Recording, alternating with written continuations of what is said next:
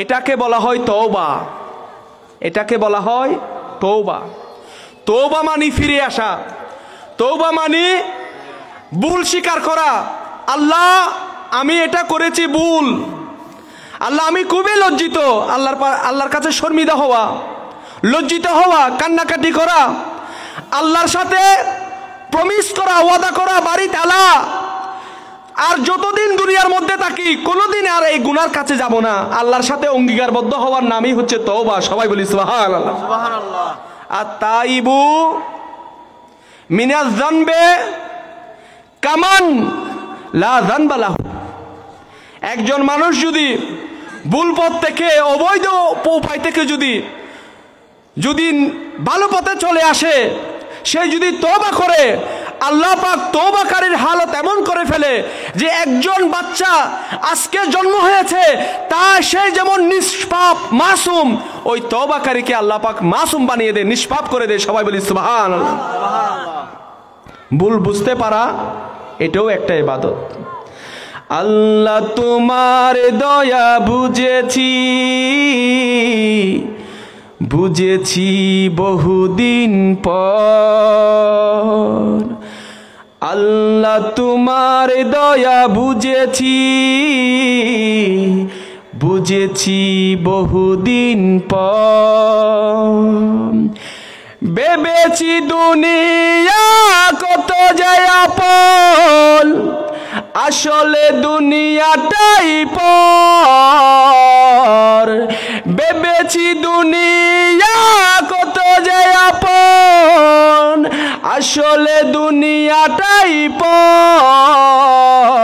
আল্লাহ তোমার দয়া বুঝেছি বহুদিন পর, আল্লাহ তোমার দয়া বুঝেছি বহুদিন পর। হাজরিনে কেরাম, আমার বিষয় অবৈধ ইনকাম করলে তার শাস্তি কি, ফিরে আসার উপায় কি? ফিরে আসার উপায় কি? ফিরে আসার উপায় হলো আল্লাহর কাছে চাওয়া, আল্লাহর কাছে ফিরে আসার জন্য আল্লাহর কাছে কামনা করা, এটা এক নাম্বার। যেমন নাকি গৌসে পাক আব্দুল কাদের জিলানী রাদিয়াল্লাহু তাআলা আনহু সব সময় দোয়া করতেন হাত তুলে, আল্লাহুম্মা ইন্নী আসআলুকা ইলমান নাফিয়া ওয়া ফাহমান কামিলা ওয়া রিজকান ওয়াসিয়া ওয়া শিফান মিন কুল্লি দাই। গৌসে পাক আব্দুল কাদের জিলানী পুরো দুনিয়ার ওলিদের সরদার। উনি সবসময় আল্লাহর দরবারে ফরিয়াদ করে ৬০টা জিনিস চাইতেন। কি চাইতেন? আল্লাহুম্মা, হে আল্লাহ, ইন্নী, নিশ্চয় আমি, আসআলুকা, আপনার কাছে চাই, ইলমান নাফিয়া, উপকারী জ্ঞান। আল্লাহ আমি উপকারী জ্ঞান চাই। ওয়া ফাহমান কামেলা, আল্লাহ আমি সঠিক বুঝ চাই, আমি সঠিক বুঝ চাই। ইলমান নাফিয়ান, উপকারী জ্ঞান কোনটা? যেটার মাধ্যমে কোনটা হালাল কোনটা হারাম সেটা পার্থক্য করতে পারবে। আর ফাহমান কামেলা, সঠিক বুঝ মানে হচ্ছে হারামটা হালালটা নিবে, হারামটা বর্জন করবে, হালালটা অর্জন করবে, হারামটা বর্জন করবে। এটা হচ্ছে ওয়াফাহমান কামিলা। আল্লাহ তুমি আমাকে উপকারী জ্ঞান দাও, এটার মানে হচ্ছে ইসলামের রুকন যে ৫টা, ঈমান, নামাজ, রোজা, হজ, যাকাত, এগুলো সম্পর্কে যতটুকু জানা প্রয়োজন ততটুকু জানা হচ্ছে ইলমান নাফিয়া। আমাদের অনেক মুসলমানের সন্তান আছে এসএসসির মধ্যে গোল্ডেন এ প্লাস পাইছে, ফজরের নামাজ কয় নিয়ত কয় রাকাত লা আদিরি, জানি না। জোহরের নামাজ এগুলো কি, আবার জুমার নামাজের হিসাব তো দিতেই পারবে না, দোয়ায়ে কুনুত জানোনি? এটা কিরকম দোয়া আবার? এমনি হিন্দি গান, ইংরেজি গান মুখস্থ করে ফেলতে, গলায় সুর দিলেও দোয়ায়ে কুনুত মুখস্থ করবে না। এগুলো এলমান নাফিয়া নয়। এলমান নাফিয়া মানে 5 ওয়াক্ত নামাজের হিসাব জানা, কয় নিয়তে কয় রাকাত, কোন জায়গায় কি পড়তে হয়।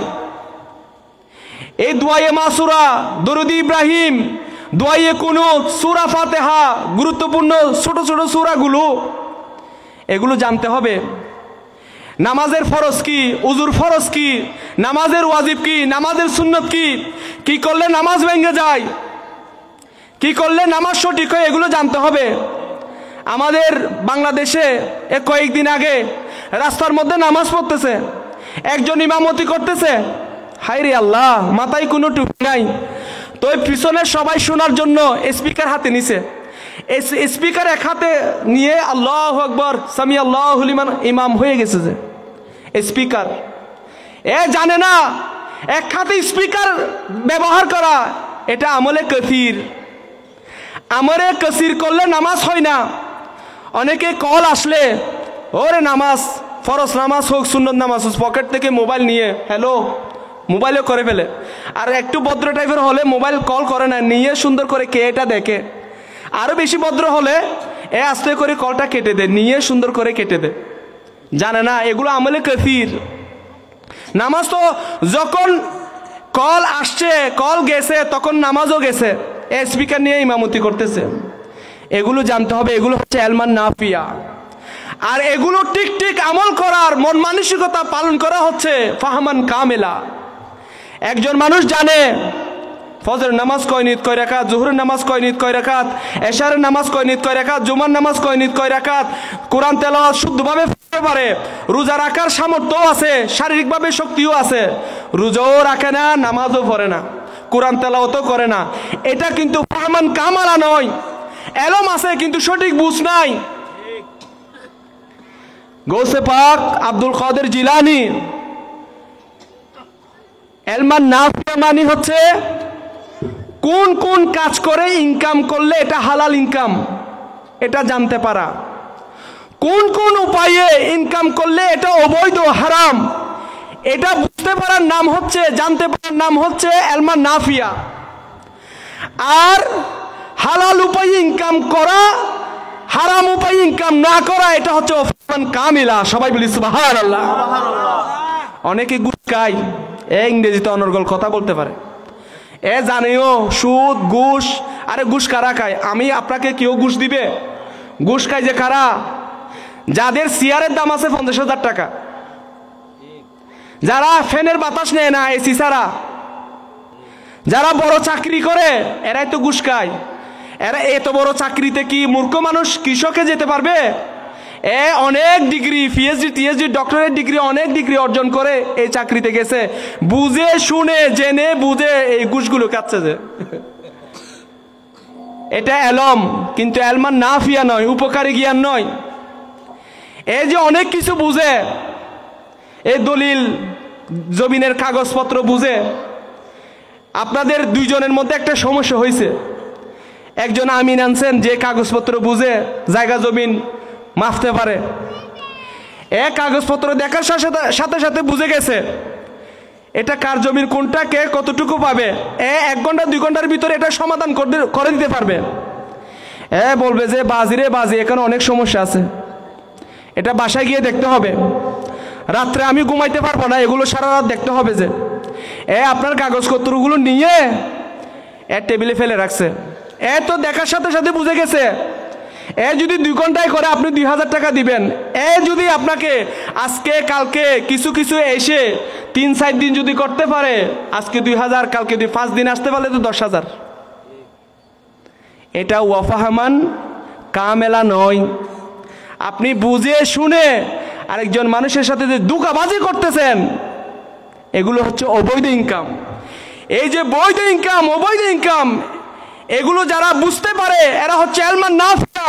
এটার উপর আমল করার নাম হচ্ছে ওয়াফাহমান কামিলা। সবাই বলি সুবহানাল্লাহ। আল্লাহু আকবার, ইয়া রাসূলুল্লাহ। হাজরিনে কেরাম, গৌসে পাক আল্লাহর দরবারে ফরিয়াদ করত, আল্লাহ আমি উপকারী জ্ঞান চাই, আমি সঠিক বুঝ চাই, ওয়ারিজিকান ওয়াসিয়ান, আল্লাহ আমার রিজিকের মধ্যে ফরাগতি চাই। মানে আমি জীবনে চলার জন্য যে এই টাকা পয়সার দরকার, সম্পদ দরকার, এগুলোও চাই, কারণ এগুলো লাগে। এগুলো থাকলে না আপনি মাহফিলের মধ্যে সহযোগিতা করতে পারবেন, টাকা থাকলে না আপনি উমরা করতে পারবেন, টাকা থাকলে না আপনি হজ করতে পারবেন, টাকা থাকলে না আপনি আপনার ছেলে মেয়েদেরকে পড়াতে পারবেন, আপনার বউ পর্দানশীল হওয়ার জন্য কাপড় কিনে দিতে পারবেন, আপনি মসজিদে ফ্যান কিনে দিতে পারবেন, মাদ্রাসায় এতিমখানায় দিতে পারবেন, আপনি গরিব দুঃখীদেরকে সহযোগিতা করতে পারবেন, যাদের ঘর নাই তাদের ঘর দিতে পারবেন, যাদের শীতকালে পরনের জন্য শীতের কাপড় নাই তাদেরকে শীতের কাপড় দিতে পারবেন। একজন মানুষের মেয়ে বিয়ে দিতে পারতেছে না, আপনি সহযোগিতা করতে পারবেন যদি আপনার টাকা পয়সা থাকে। টাকা পয়সা এগুলো নিয়ামত, তো এগুলো আমরা তো নিজেরাই কিয়ামত করে ফেলেছি। এগুলো নিয়ামত, এগুলো দুনিয়ার জন্য লাগে। সেজন্য গৌসে পাকও আল্লাহর দরবারে চেয়েছে, আল্লাহ তুমি আমার পরিবারে সচ্ছলতা দাও, আমাকে রিজিক দাও, রিজিকের মধ্যে ফরাগতি দাও। এবং অবশেষে চেয়েছেন ওয়াশিফাআন মিন কুল্লি দাইন, আল্লাহ আমি সব ধরনের রোগ থেকে আমি শেফা চাই। সবাই বলি সুবহানাল্লাহ। আল্লাহর দরবারে চাইতে হবে, আল্লাহ আমাকে হালাল উপার্জন করার তৌফিক দাও, হারাম থেকে আমাকে বাঁচিয়ে রাখো। আল্লাহ বৈধ পথে ইনকাম করার তৌফিক দাও, আমাকে একটা ভালো চাকরি দাও, চাকরির মধ্যে প্রমোশন দাও, বিদেশে যাওয়ার ব্যবস্থা করে দাও। আল্লাহ আমাকে একটা ভালো একটা জব দাও, চাকরি দাও। আল্লাহর কাছে চাইতে হবে, আল্লাহ অবৈধ ইনকাম থেকে আমাকে হেফাজত করো, অবৈধ থেকে আমাকে দূরে রাখো। আল্লাহর দরবারে চাইতে হবে, কিন্তু আমরা চাই না। আজকে জুমার নামাজ প্রায় 150 জন নামাজ পড়ছে, অনেকজন মসজিদ বারান্দা হয়ে যারা দুইতলা আছে 2 তলা ফুরাই যায়, মোনাজাতের সময় 10 জনও থাকে না। মানে আল্লাহর দরবারে চাওয়াটা তাদের কাছে সময় নাই। এরা গিয়ে কি করবে, যে ঘরে গিয়ে না হয় মোবাইল দেখতেছে, না হয় টিভি দেখতেছে, না হয় খাবার খেয়ে ঘুমাবে। শুক্রবারে এমন কি কাজ জুমার পরে? আর যারা দেখবেন যারা মোনাজাতও করে তারা কবর জিয়ারতও করে, আর যারা করে না তারা কিছুই করে না। আল্লাহর দরবারে চাইতে আসরের নামাজের পরে সুন্নত নাই, সেজন্য হুজুর একটু দরুদ শরীফ পড়বে, সূরা হাশরের 3 আয়াত পড়বে। ফজরের নামাজে ফরজ নামাজের পরে সুন্নত নাই, সেজন্য একটু দরুদ শরীফ পড়বে, তাসবিহ পড়বে। অনেকে দেখা যায় এনে ফরজ নামাজের সালাম ফিরানোর সাথে সাথে ফজরের মধ্যে কিছু থাকলেও আসরের সময় কেউ থাকে না, নামাজ সালাম ফিরানোর সাথে সাথে চলে যায়, মুনাজাত করার সময় নাই, না আল্লাহর কাছে চাওয়ার জন্য সময় নাই। কি গাদ্দার দেখছেন? যখন আল্লাহর দরবারে যখন মানুষ চায় না, আল্লাহ পাক রাগান্বিত হন। আপনি যে সমস্ত ইবাদত বন্দেগী করেছেন, সুন্নত আদায় করেছেন, ফরজ আদায় করেছেন, রুকু করেছেন, সিজদা করেছেন, কেরাত পড়েছেন, এগুলো যে কবুল হওয়ার কোনো গ্যারান্টি আছে? সেজন্য দোয়া করতে হয়, আল্লাহুম্মা তাকাব্বাল রুকুআনা ওয়া সুজুদানা ওয়া কিয়ামানা ওয়া কুউদানা ওয়া তাসবিহানা ওয়া ইবাদাতানা। আল্লাহ তুমি আমার রুকু, সিজদা, ইবাদত বন্দেগী এগুলো কবুল করো। আল্লাহর দরবারে সুপারিশ করতে হয় এবং আল্লাহর দরবারে ফরিয়াদ করতে হয়, আল্লাহ এগুলোর উসিলায় আমাকে সঠিক জ্ঞান দান করো, আমাকে সঠিক বুঝ দান করো, আমাকে হালাল উপায়ে চলার তৌফিক দাও, আমাকে সচ্ছলতা দাও, আমাকে বিমার থেকে শেফা দাও, সুস্থ থাকলে আল্লাহ সুস্থ থাকার ব্যবস্থা করে দাও। আল্লাহর দরবারে চাইতে হয়, চাওয়ার সময় আমাদের নাই। আমরা চাওয়াটাকে মানে এটাকে অতিরিক্ত মানে এগুলোকে অপ্রয়োজনীয় কাজ মনে করি। সবাই আমাদের উচিত আল্লাহর দরবারে চাওয়া, সব নামাজের শেষ মুনাজাত করে বের হওয়া। আপনি দুনিয়া করলে দুনিয়াকে পাবেন না, আল্লাহ পাককে রাজি করেন। আপনি দেখেন না, একজন মানুষ আমাদের দুনিয়াতে দেখেন, একজন মানুষ 1 মাসে যা কামায়, অনেক মানুষ আছে 1 ঘন্টা তা কামায়। এটা তো একদম বোঝার সহজ। এই যে আমাদের বিভিন্ন ক্লিনিক, আচ্ছা মনে করেন আমাদের সেভরন, এই যে ছাত্রী সমিতিতে সেভরন আছে, এখানে যে অনেক ডাক্তাররা আসে, মনে করেন এখন তো যারা আসে শহর থেকে ন্যূনতম হচ্ছে 500 টাকা, 600, 700, 800, 1000 এরকমই। আচ্ছা মনে করেন 500 টাকা। উনি এখানে 3টা বাজে আসছে, 4টা 5টা 6টা 7টা 8টা 5 ঘন্টা রুগী দেখলো। এই 5 ঘন্টায় উনি যদি 25 জন রুগী দেখে, সোজা হিসেব 25,000 টাকা। কয় ঘন্টায়? 5 ঘন্টায়। এই 25,000 টাকা অনেককে কামাইতে 1 মাসও লাগে, অনেকের আবার 2 মাসও লাগে। আবার অনেক মানুষ আছে 1 মাসে 25 লক্ষ টাকাও কামাচ্ছে, এরকমও অনেক চাকরি আছে। বড় বড় ফ্যাক্টরির বড় বড় পদের মানুষদেরকে দেখেন গা, যাদের গাড়িও আছে 1 কোটি টাকা দামের। তো হাজরিনে কেরাম, দৌড়াদৌড়ি করলে হবে না, আগে আল্লাহকে খুশি করেন। আল্লাহ আপনাকে এমন ব্যবস্থা করে দিবেন যে আপনি দৌড়াদৌড়ি করে যা পাবেন না, আল্লাহর দরবারে কবুল হয়ে গেলে আপনাকে এমন রিজিকের ব্যবস্থা করে দিবেন যে আপনি স্বপ্নেও ভাবতে পারবেন না। সবাই বলি সুবহানাল্লাহ। 1 নাম্বার হচ্ছে আল্লাহর দরবারে চাইতে হওয়া, চাওয়া, সব সময় ফরিয়াদ করা। 2 নাম্বার, এই যে অবৈধ ইনকাম করে, যারা অবৈধ ইনকাম করে, অবৈধ ইনকাম করে যে এরা কি আসমান থেকে পড়ছে? এদের মা বাবা নাই কি? যারা অবৈধ ইনকাম করে, যারা মদের ব্যবসা করে, ইয়াবার ব্যবসা করে, সারাদিন জুয়া খেলা খেলে, ক্যারাম খেলা খেলে, লুডো খেলা খেলে, যারা চুরি করে, ওইটা ডাকাতি করে, মাস্তানি করে, ছিনতাই করে, এরা কি, এদের পরিবার নাই? এদের বউ নাই? এদের স্ত্রী নাই? এদের কি কোনো দায়িত্ব নাই? এরা নিজেরাই জানে আমার সন্তান এই কাজ করে আমাদেরকে খাওয়াচ্ছে, এরা জানে, কিন্তু নিষেধ করতেছে না। বউ জানে স্বামী কি করে, আরে স্বামীর খবর তো সবচেয়ে বেশি স্ত্রীরাই জানে, জানে, নিষেধ করে না। যদি নিষেধ না করে, কাল হাসরের ময়দানে ওই সমস্ত মা বাবারা, ওই সমস্ত স্ত্রীরাও বেঁধে আল্লাহর দরবারে, আল্লাহর আদালতে কাঠগড়ায় দাঁড়াতে হবে। আমার নবী হাদিসে পাকের মধ্যে বলেছেন, মান রা মিনকুম মুনকারান ফালইউগাইয়িরহু বিয়াদিহি ফাইন লাম ইস্তাতিব ফাবিলিসানিহি ফাইন লাম ইস্তাতিব ফাবিকলবিহি ওয়া যালিকা আদাফুল ঈমান। আমার নবী বলেছেন, উম্মত, তোমরা ছেলে হও, মেয়ে হও, নারী হও, পুরুষ হও, তোমরা স্ত্রী হও, স্বামী হও, তোমরা যেটাই হও না কেন, আমার উম্মতরা, তোমরা যদি শরীয়ত বিরোধী কোনো কার্যকলাপ দেখো, শরীয়ত বিরোধী যদি কোনো কার্যকলাপ দেখো, ফালইউগাইয়িরহু, তোমরা সেটা পরিবর্তন করে দাও, বিয়াদিহি, সেটার বিরুদ্ধে তোমরা হস্তক্ষেপ করো। এলাকার চেয়ারম্যানদেরকে ধরা হবে, মেম্বারদেরকে ধরা হবে, তোমাকে এলাকার প্রতিনিধি করা হয়েছে, অমুকে যে জুয়ার ব্যবসা বসাইছে, তুমি মেম্বার হিসেবে কি করছো? অমুকে যে মদের ব্যবসা করে, ইয়াবার ব্যবসা করে, তুমি যদি না, প্রশাসন আছে না, প্রশাসন দিয়ে এগুলোর ব্যবস্থা করো না কেন? আল্লাহর ওয়াস্তে কাউকে উদ্দেশ্য করে বলছি না, আমার বিষয়ের উপর আলোচনা করতেছি, আল্লাহর ওয়াস্তে। আমরা যদি না বলি, কালকে এই আলেম ওলামাদের জিব্বা কেটে ফেলা হবে। সমাজে তুমি এটা দেখেছো, এটা সম্পর্কে বয়ান করো না কেন? চাকরির বইয়ে আমাকেও বাঁচতে হবে। যারা অন্যায় প্রতিরোধ করার ক্ষমতা আছে, একজন স্ত্রী পারে তার স্বামীকে ফিরাইতে অবৈধ ইনকাম থেকে, সে ফিরাই নাই। একজন মা বাবা পারে তার সন্তানকে ফিরাইতে, সে ফিরায় নাই। একজন বড় ভাই তার ছোট ভাইকে ফিরাইতে পারতো, ক্ষমতা আছে, ফিরানোর চেষ্টাও করে নাই, বলছে যার মরা সে মরুগা। এরকম সিস্টেম আমাদের ইসলামে নাই। মান রা মিনকুম মুনকারান ফালইউগাইয়িরহু বিয়াদিহি, তোমাকে এটার বিরুদ্ধে ব্যবস্থা নিতে হবে, এটা হস্তক্ষেপ করতে হবে, এটার বিরুদ্ধে ব্যবস্থা নিতে হবে। কিভাবে অবৈধ এটা দূরীভূত করা যায়?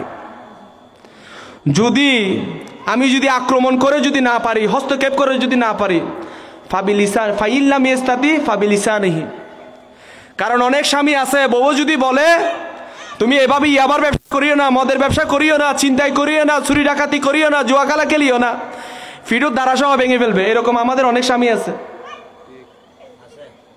বুঝছো নি? আগে বেত দিয়ে মারতো, এখন রড দিয়ে মারে। এত অবৈধ পথে চলতে চলতে এত মানুষ নাই, এত পশু হয়ে গেছে।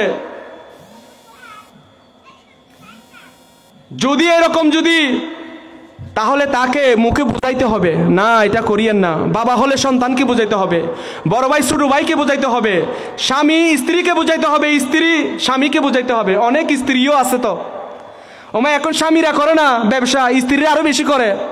আমাদের দেশে অনেক টিকটকার বের হয়েছে, এরা এই যে ব্যবসাটাই যে ইনকাম করতেছে, এই স্বামীদের কি অবস্থা হবে কাল হাসরের ময়দানে আল্লাহ মালুম। এই যে স্ত্রীকে যে অনলাইন প্ল্যাটফর্মে যে ব্যবসায়ী হিসেবে তৈরি করে দিয়েছেন, অনেক অনেক আছে তো এরকম দুই স্বামী আছে তো, কোনো একটা বিয়েতে যেতে পারে না, স্ত্রীর ছবি মেকআপ করা ছবি অনলাইনে পুরো দুনিয়াতে ছেড়ে দেয়। কেমন ব্যক্তিত্ব, রুচিহীন।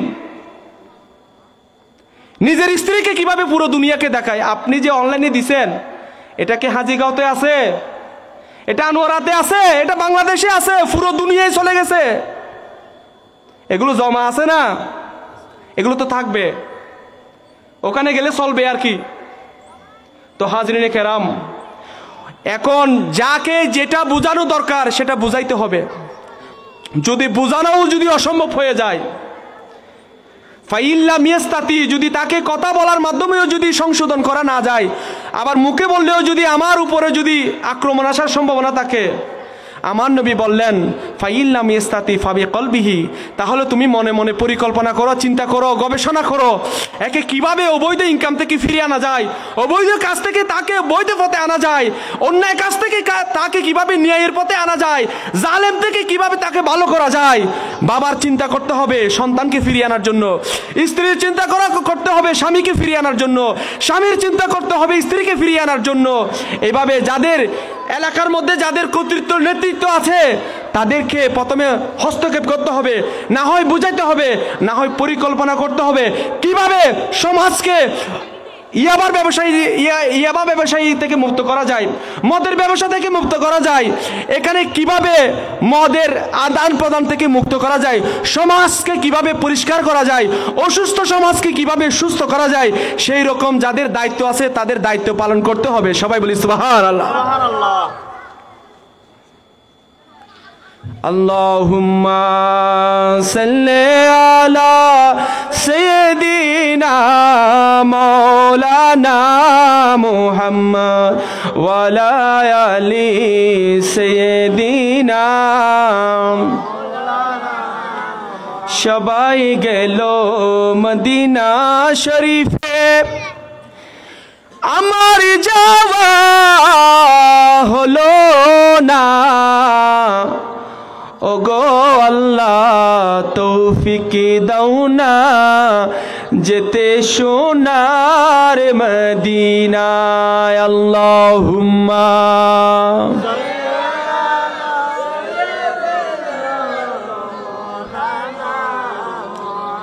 ওয়ালা আলি সাইয়্যিদিনা। হাজরিনে কেরাম, আমি যেই শব্দে আয়াতে করিমা তেলাওয়াত করেছি ওখানে আসি। আল্লাহ পাক মায়া করে দয়া করে বলেছেন, ইয়া আইয়ুহাল্লাযীনা আমানু, হে ঈমানদারেরা, কুলু তোমরা খাও, মিন তাইয়্যিবাতি পবিত্র থেকে, হালাল থেকে, মা রাযাকনাকুম যা আমি তোমাদের জন্য রিজিক হিসেবে দিয়েছি। আমি যা রিজিক হিসেবে তোমাদেরকে দিয়েছি ওখান থেকে হালাল পবিত্রগুলো তোমরা খাও। এই রকম যারা বৈধ উপায়ে হালাল উপায়ে যারা ইনকাম করে, যারা এই হালাল উপায়ে ইনকাম করে তাদের ছেলে মেয়েদেরকে খাওয়ায়, লেখাপড়া করায়, তাদের স্ত্রীদের খরচাদি বহন করে, মা বাবার খেদমত করে, এই রকম যারা করে, এরপরে আমার আল্লাহ বলেন ওয়াশকুরু লিল্লাহি, তোমরা আল্লাহর শুকরিয়া করো। আল্লাহর শুকরিয়া কারা করবে? যারা হালাল উপায়ে বৈধভাবে ইনকাম করে, যারা নিজেরাই জীবন যাপন করে, নিজেদের পরিবারকে চালায়, এইরকম মানুষ, এইরকম মানুষের পরিবার নিশ্চয় নিশ্চয় আল্লাহ পাকের শুকরগুজারি হবে। সবাই বলি সুবহানাল্লাহ। এদের নামাজ ভালো লাগবে, এদের কোরআন ভালো লাগবে, এদের ভালো কাজ ভালো লাগবে, সাওয়াবের কাজ ভালো লাগবে, এদের হজ উমরা ভালো লাগবে, জিকির আজকার ভালো লাগবে, মিলাদ মাহফিল ভালো লাগবে, এদের কাছে কোরআন তেলাওয়াত পড়তে শুনতে পড়াইতে ভালো লাগবে। সবাই বলি সুবহানাল্লাহ। আর যাদের ইনকাম অবৈধ হারাম, তাদের পরিবার সব সময় যত ধরনের হারাম কাজ আছে সেই দিকে তাদের মন ময়লান হয়ে যাবে। আজকে পৃথিবীতে মারামারি, হানাহানি, রক্তপাত বেশি কেন? এগুলো সবগুলো হারাম। চুরি, ডাকাতি, ছিনতাই, মাস্তানি, কাটাকাটি, গুলাগুলি, এগুলো বেশি কেন? কারণ আমাদের অবৈধ পথে ইনকাম বেশি। অবৈধ পথে ইনকাম করে যে এরকম মানুষ বেশি, সেজন্য আমাদের বাংলাদেশে অবৈধ কাজও বেড়ে গেছে। কারণ অবৈধ পথে যে ইনকাম, ওই ইনকাম খেয়ে আমাদের যে শরীর হারাম পথে উপার্জিত জিনিস দিয়ে তৈরি হওয়া শরীর হারাম পথে ব্যবহার হয়। সবাই বলি নাউজুবিল্লাহ। হালাল পথে উপার্জিত ইনকাম দিয়ে যে শরীর, এই শরীর যত হালাল কাজ আছে, যত সওয়াবের কাজ আছে, যত পুণ্যের কাজ আছে, যত কল্যাণের কাজ আছে, সেই দিকে ব্যবহার হওয়ার জন্য মন মানসিকতা সৃষ্টি হয়। সবাই বলি সুবহানাল্লাহ। ওয়াশকুরু লিল্লাহি, তোমরা আল্লাহর শুকরিয়া করো। আল্লাহর শুকরিয়া কারা করবে? যারা পবিত্র উপায়ে, বৈধ উপায়ে পবিত্র জিনিস ভক্ষণ করে জীবন যাপন করে, তারাই আল্লাহর শুকরগুজারি হয়। সবাই বলি সুবহানাল্লাহ। দেখবেন বৈধ উপায়ে ইনকাম করেন, নামাজের প্রতি আপনার মন যাবে। বৈধ উপায়ে ইনকাম করেন, হজ করার চিন্তা, উমরা করার চিন্তা মাথায় আসবে। বৈধ পথে ইনকাম করেন, আরে আপনার ধারণার বাইরে আপনার সন্তানরা আদর্শবান হবে। বৈধ পথে ইনকাম করেন, আপনার মা বাবা আপনার জন্য দোয়া করতেছে। বৈধ পথে ইনকাম করেন, আপনার স্ত্রীর করজাদি বহন করেন, ওই স্ত্রী পত পবিত্র থাকবে। অবৈধ কোনো কাজে আপনার স্ত্রী যাবে না, কারণ আপনার ইনকাম বৈধ। সবাই বলি সুবহানাল্লাহ। সোজা হিসাব এটা। ওয়াশকুরু লিল্লাহি, আল্লাহ পাক প্রথমে হালাল রুজি রোজগারের কথা বলেছে, এরপরে আল্লাহর শুকরগুজারির কথা বলেছে। আল্লাহর শুকরগুজারি তারাই করে যারা হালাল উপায়ে ইনকাম করে। সবাই বলি সুবহানাল্লাহ। ইন কুনতুম ইয়াহু তা'বুদুন, যদি তোমরা সত্যিকারে আল্লাহ পাকের ইবাদত করে থাকো, তাহলে তোমরা আল্লাহর শুকরগুজারি হও, হালাল পথে ইনকাম করো, পবিত্র জিনিস তোমরা ভক্ষণ করো। সবাই বলি সুবহানাল্লাহ। পরিশ্রমী হইতে হবে, পরিশ্রমী হইতে হবে। আল্লামা জালালউদ্দিন রুমি মসনবী শরীফের মধ্যে একটা ওয়াকিয়া এনেছেন। মানুষরা সবসময় আরাম চাইবে, মানে চাইবে কাজ না করে ভালো চলার জন্য। দড়ি মাছ নাসুই ফানি, এটাকে বলা হয় দড়ি মাছ নাসুই ফানি। বোয়াল মাছ খাইতে চাইবে, জাল ধরে বড়শি নিয়ে মাছ, বলছে আমি ফানি ধরবো না, বাড়ি ঠান্ডা, কিন্তু মাছ খাইবে। দড়ি মাছ নাসুই ফানি।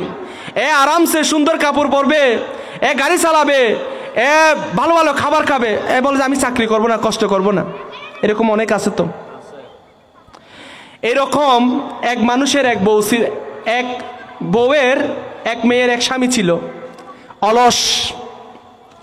অলস মানে সবচেয়ে বড়, ঘর থেকে বের হয় না। বউ বলে যে এরকম করলে পরিবার কেমনে চলবে, ঘর কেমনে চলবে? আপনি চাকরি করেন, আপনি কাজ করেন। এরকম অনেক মেয়ে আছে তো, স্বামীকে কাজে পাঠায়। অনেক স্বামী, অনেক স্ত্রী আছে, মাহফিল হচ্ছে, আপনি ঘরে আছেন কেন, মাহফিলে গিয়ে বসেন। অনেক স্ত্রী আছে জুমার নামাজের আজান দিলে, আরে আজান দিছে আপনি এখনো ঘুরতেছেন, এরকম। আবার অনেক স্ত্রী আছে, আরে হুজুর তো বয়ান করতেছে, এখনো খুতবা হয় নাই, যাবেন আর কি। আছে তো, দুই ক্যাটাগরির আছে, কিছু করার নাই। তো হাজরিনে কেরাম, আদর্শবান বউ পাওয়া এটাও একটা ভাগ্যের বিষয়। ডাবিলিগুলো পাবে আর কি। তো ও বউ বলতেছে তুমি কাজে যাও, জোর করে তাকে ঘর থেকে বের করে দিয়েছে। তো এখন আল্লামা জালালউদ্দিন রুমি মসনবী শরীফের মধ্যে এই ঘটনাটা এভাবে বলেছেন, ওই মানুষটা চাকরি খোঁজার জন্য রাস্তা দিয়ে যাচ্ছে। এই রাস্তাটা এক সময় জঙ্গলের ভিতর দিয়ে গেছে। জঙ্গলের মধ্যে যখন চলতেছে, চাকরির জন্য যাচ্ছেও, দেখতেছে রাস্তার পাশে জঙ্গলের মধ্যে একটা শিয়াল, যে শিয়ালের হাত পা চারটাই নেই, মানে এটা আরেক ধরনের হয়ে গেছে আর কি। এরকম অনেক মানুষ আছে না, দুইটা হাতও নাই, দুটা পাও নাই। এরকম শহরে গেলে আপনারা অনেক জায়গায় দেখবেন, ঘুরে রাস্তার মধ্যে ঘুরে ঘুরে ঘুরে ভিক্ষা করে অনেক মানুষ আছে। অনেক মানুষকে আবার অনেকে গাড়ি বানিয়ে দিয়েছেন যাতে গাড়িতে করে চলে। একটা শিয়াল যার দুই হাত দুই পা চারটাই নাই, সে গড়াগড়ি করে। কিন্তু এই মানুষটা যিনি চাকরির জন্য যাচ্ছে বউয়ের জ্বালায়, সে ওই শিয়ালকে দেখছে, শিয়াল এটা মানে মোটা তাজা বলতে যা বুঝাই, হিষ্টপুষ্ট এই শিয়াল, কিন্তু দুইটা হাতও নাই, দুটা পাও নাই, অর্থাৎ চার পা নাই। এখন এই যুবকটা দেখে বলল, কিরে এর তো চারটা পাও নাই, কিন্তু এত মোটা তাজা হিষ্টপুষ্ট, কি খায়, কিভাবে খায়? ও আর সামনে না গিয়ে জঙ্গলের এক পাশে ও লুকিয়ে আছে, বলতেছে আমি আজকে সারা দিন দেখবো এইভাবে মোটা তাজা কেমনে হয়েছে, কি খায়, কোথেকে খায়, কিভাবে খায়, আমি দেখব। ওমা দেখুন দিনের শেষের বেলায় আসরের পরপর মাগরিবের আগে দেখতেছে এক বাঘ এক হরিণকে টেনে টেনে নিয়ে আসতেছে। নিয়ে এনে এই হরিণটাকে বাঘ যতটুকু পারে ততটুকু খেয়েছে। একটা বাঘ কি একটা হরিণ পুরোটা খেতে পারবে? পারে না। খেয়ে অল্প করে খেয়ে বাঘ যা খেতে পারে বাকিগুলো পুরোটাই রেখে দিচ্ছে। ও বাঘ যখন চলে গেছে, ওই শিয়াল এটা গড়ায় গড়ায় গড়িয়ে গড়িয়ে এই উৎকৃষ্ট হরিণ এটাকে আস্তে আস্তে যতটুকু পারে ইচ্ছা মতো খেয়েছে। ওই যুবক দেখে আছে, বলছে তো এই জন্য মোটা তাজা, কিভাবে আল্লাহ তার রিজিকের ব্যবস্থা করে দিয়েছে। এই দিন চলে গেছে, পরের দিন এর মাথায় ঘুরতেছে এটা শুধু, যদি চার পা না থাকার পরেও মোটা তাজা আল্লাহ যদি একে খাওয়াইতে পারে, আচ্ছা আমি আবার যাব। পরের দিন গেছে, দেখে আছে, দেখতে এক চিতাবাঘ আর একটা খরগোশ ধরে এনেছে, এনে ওই জায়গার মধ্যে যা পারে তা খেয়েছে, বাকিটা পুরোটাই রেখে দিছে। ওই শিয়াল বের হয়েছে গড়াই গড়াই, ইচ্ছা মতো খেয়েছে। এইভাবে এই যুবক 7 দিন আসছে, 7 দিনেই দেখছে ভয়ঙ্কর কোনো বাঘ, চিতাবাঘ, সিংহ, কোনো একটা ভয়ঙ্কর শক্তিশালী প্রাণী আরেকটা দুর্বল প্রাণীকে আক্রমণ করে নিয়ে এসে খায়, অল্প করে খায়, বাকিটা রেখে যায়, বাকিটা শিয়ালে খায়। বলছে এই শিয়াল এত মোটা তাজা কেমনে হলে সেটা আমার ক্লিয়ার হয়ে গেছে। আর হাত পা সাইডটা না থাকলেও যে আল্লাহ যে খাওয়ায়, কিভাবে খাওয়ায়, সেটাও আমি ভালোভাবে বুঝে গেছি। কি করছে, পাশে একটা মসজিদে ঢুকে গেছে। মসজিদে ঢুকে গিয়ে আল্লাহ আল্লাহ করে, আল্লাহকে বলে, আল্লাহ শিয়ালের 4 পা নাই, কিন্তু এর পরেও তাকে মোটা তাজা রেখেছ, যে কোনো উপায়ে খাবারের ব্যবস্থা করেছ। আল্লাহ আমি তো মানুষ, আমি তো শিয়াল থেকে কি খারাপ? আল্লাহ তুমিও আমার রিজিকের ব্যবস্থা করো, যেন আমিও কোনো কাজকর্ম না করে মোটা তাজা থাকতে পারি। এইভাবে মসজিদের মধ্যে 1 দিন গেল, 2 দিন গেল, 3 দিন গেল, 4 দিন গেল, 5 দিন গেল। এই 5 দিনে কোনো ব্যবস্থা হয় নাই। ক্লান্ত শ্রান্ত এভাবে আল্লাহর দরবারে আরজি করতে করতে মসজিদের এক কোণায় ঘুমিয়ে গেছে। ঘুমের মধ্যে স্বপ্ন দেখতেছে। স্বপ্নের মধ্যে একজন মানুষকে বলতেছে, যে মানুষ এটা বলছে, তুমি মসজিদে কি করতেছো? বলছে শিয়ালের 4 পা নাই, আল্লাহ পাক তাকে যে কত সুন্দর সুন্দর খাবার প্রত্যেকদিন এক এক দিন এক এক আইটেমে, একদিন খরগোশ, একদিন হরিণ, এরকম করে করে তাকে মোটা তাজা রাখছে। আমি তো আশরাফুল মাখলুকাত, সৃষ্টির সেরা, আমাকে আল্লাহ দিচ্ছে না কেন? সেজন্য আল্লাহর বিরুদ্ধে আমার অভিযোগ। তখন ওই স্বপ্নের মধ্যে গায়েব থেকে ওই মানুষটা বলেছে, আরে বেকুব অলস, তুমি শুধু শিয়ালকে দেখেছো, তুমি বাঘকে দেখো নাই, তুমি সিংহকে দেখো নাই, তুমি চিতাবাঘকে দেখো নাই, সেই নিজে পরিশ্রম করে আক্রমণ করে হরিণ শিকার করেছে, সেই খরগোশ শিকার করেছে, শিকার করে পরিশ্রম করে নিজের ইনকাম নিজেই করেছে, নিজের রিজিকের ব্যবস্থা নিজেই করেছে, নিজে ইচ্ছা মতো খেয়েছে, খাওয়ার পর বাকিটা যারা পঙ্গু আছে, যারা অকেজু আছে, যারা এদিক সেদিক চলাফেরা করতে পারে না, এই যে পঙ্গু শিয়ালের জন্য ব্যবস্থা করেছে, তুমি তাদেরকে দেখো নাই, তুমি শুধু শিয়ালকে দেখেছো, তুমি বাঘকে দেখো নাই, তুমি নিজে আয় রোজগার করো, চাকরি করো, তুমি নিজেও সুন্দরভাবে চলো, নিজের পরিবারকেও সুন্দর করে চালাও, বাঘের মতো হও, শিয়ালের মতো হয় না। ঘুম ভেঙে গেছে, ঘুমও ভেঙে গেছে, নিজের বিবেকও খুলে গেছে, বলছেন না আমি শিয়ালের মতো কেন হব, আমি বাঘের মতো হব। আমি বাঘের মতো মানে যে আক্রমণ, আরেকজনের উপর আক্রমণ করে রক্ত খাওয়ার জন্য বলতেছি না।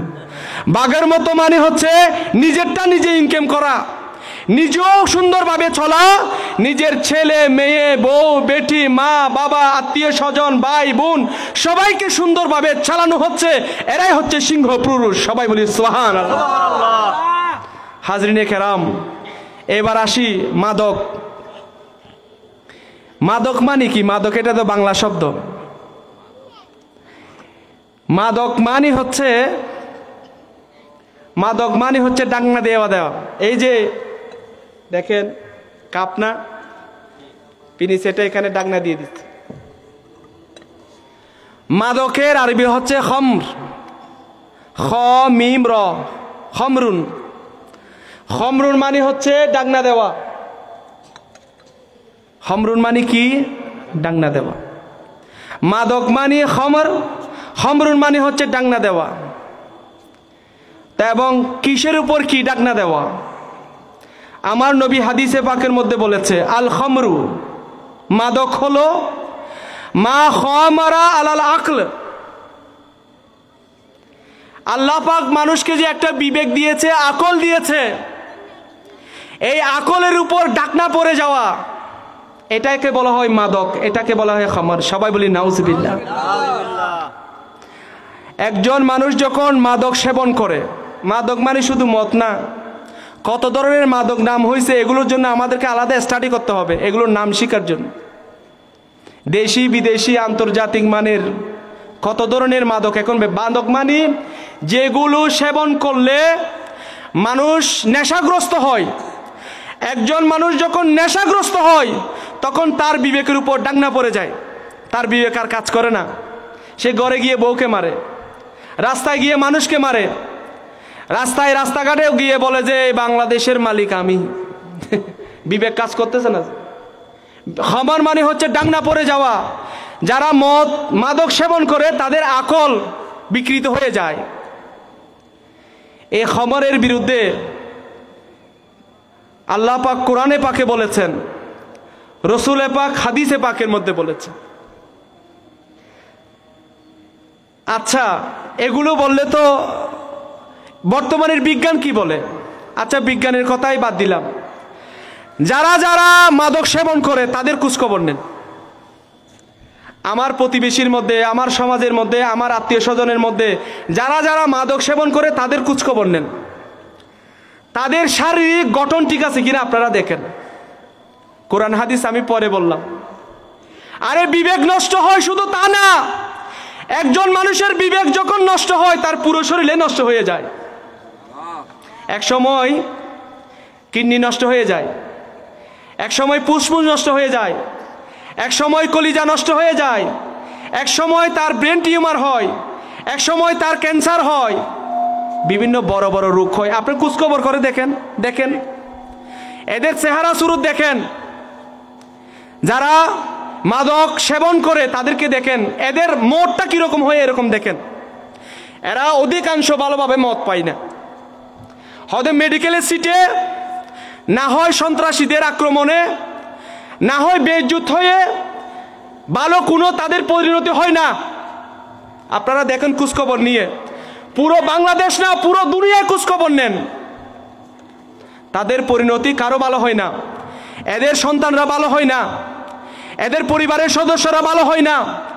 এদের এই অবৈধ ইনকাম করে যারা এই সেবন করে, আদান প্রদান করে, সহযোগিতা করে, এরা এক সময় না এক সময় লাঞ্ছিত বঞ্চিত হয়। এদেরকে আমাদেরকেও বয়কট করতে হবে। কিভাবে? আমার জানা মতে একজন মানুষ মাদক সেবন করে, আমার জানা মতে একজন মানুষ জুয়া খেলা খেলে, আমার জানা সংগঠন আছে, ইমাম হাসান হুসাইন সংগঠন আছে, এদের থেকে চাঁদা দিলে চাঁদা নিবেন না। সামাজিকভাবে বয়কট করেন, এরা মানসিকভাবে ভারসাম্য হারিয়ে ফেলবে। এরা বলবে যে এরা সমাজ তো আমাদেরকে বাদ দিয়ে দিচ্ছে। চাঁদা নিবেন না, সালাম দিবেন না, দাওয়াত দিবেন না। এরা নিজেরাই বিবেক খাটিয়ে বলছে আমরা ভুলে আছি। এই ছোট ছোট বাচ্চারা আমাদের বিবেক খুলে দিয়েছেন। চিৎকার দিয়ে বলি সুবহানাল্লাহ। এটা যারা করতে পারবে এই সময়ের জন্য তারা সাহসী পুরুষ। আমার নবীর সত্যিকারের প্রতিনিধি, এরা সত্যিকারের উম্মত। হাজরিনে কেরাম, আল্লাহ পাক আমাদেরকে তৌফিক দান করুক, সবাই বলি আমিন। এই যে মাদক, এগুলোর ব্যাপারে কোরআনে পাকেও আছে। আমার আল্লাহ কোরআনে পাকে বলেছেন, ইয়াসআলুনাকা আনিল খামরে ওয়াল মাইসির। আপনার হে হাবিব, আপনার কাছে যখন এই মাদক এবং জুয়া সম্পর্কে যখন জিজ্ঞেস করবে, কুল, আপনি বলে দেন, ফিহিমা ইসমুন কবিরুন, ইসমুন কবিরুন, এগুলোর মধ্যে বড় বড় পাপ আছে, এগুলোর মধ্যে বড় বড় বিপদ আছে, এগুলোর মধ্যে বড় বড় ক্ষতি আছে। এই মাদক যারা লেনদেন করে, যারা সেবন করে, তাদের কষ্ট পাবে। কবর, হাসর, নসরের মধ্যে সব জায়গায় এরা লাঞ্ছিত, বঞ্চিত, অপমানিত হবে এরা। কারণ আমার আল্লাহ তো কোরআনে পাকে বলে দিয়েছেন, এখানে বড় বড় পাক আমাদের সমাজ থেকে, দেশ থেকে এই সমস্ত ক্ষতিকর জিনিসগুলো এরকম যারা ব্যবহার করে, তাদেরকে আল্লাহ পাক সঠিক পথে ফিরে আসার তৌফিক দান করুক, সবাই বলি আমিন। নারায়ে তাকবীর, নারায়ে রিসালাত, নারায়ে গাউসিয়া। হযরতুল আল্লামা জনাব মাওলানা মোহাম্মদ আব্দুল হাফিজ মামুন মাদাজিহুল আলী। আমাদের মাহফিলের কমিটির পক্ষ থেকে, আমাদের সকলের পক্ষ থেকে মোবারকবাদ জানাই, সবাই বলি মারহাবা।